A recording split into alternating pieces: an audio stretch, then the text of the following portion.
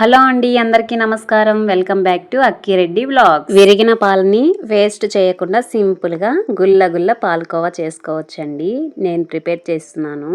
మా video first time కానీ చూస్తే సబ్స్క్రైబ్ చేయండి. మా వీడియో నచ్చితే లైక్ చేయండి. లైక్ చేయడం వలన చాలా మందికి రీచ్ అవుతుందండి.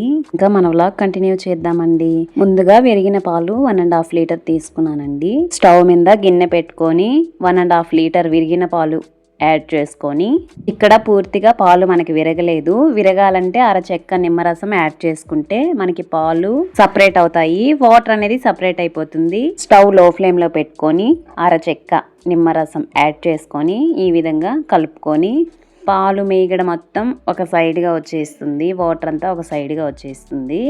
చూడండి, ఈ విధంగా నేను కలుపుకుంటున్నాను. చూడండి, ఈ విధంగా నిమ్మరసం యాడ్ చేసుకున్న తర్వాత బాగా మిక్స్ చేసుకున్నామంటే ఇదిగో చూడండి, పాలు అనేది ఇక్కడ సపరేట్ అవుతుంది. తర్వాత స్టవ్ ఆఫ్ చేసుకొని పాల మేగడ అనేది వడకట్టుకోవాలి. వడకట్టుకున్న తర్వాత దాంట్లోనే కొంచెం వాటర్ యాడ్ చేసుకుంటే పులుపు అనేది మనకి వాటర్లో వెళ్ళిపోతుంది. 2 మినిట్స్ పక్కన పెట్టుకున్నాను.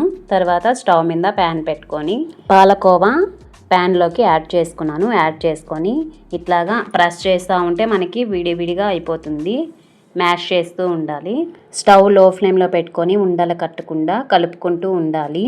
తర్వాత షుగర్ యాడ్ చేస్తున్నాను. షుగర్ వచ్చేసి 1 కప్ యాడ్ చేసుకుంటున్నాను. స్వీట్నెస్ ఎక్కువ తీసుకునే వాళ్ళగానైతే 1.5 కప్ అయినా యాడ్ చేసుకోవచ్చు.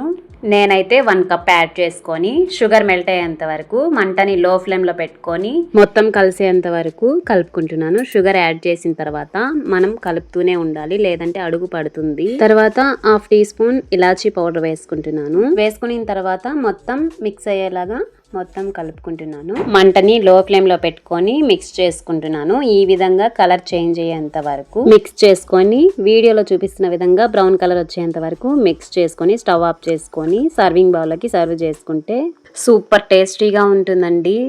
పాలకోవా విరిగిన పాలతో వేస్ట్ చేయకుండా సింపుల్గా పాలకోవా ప్రిపేర్ చేసుకోవచ్చండి.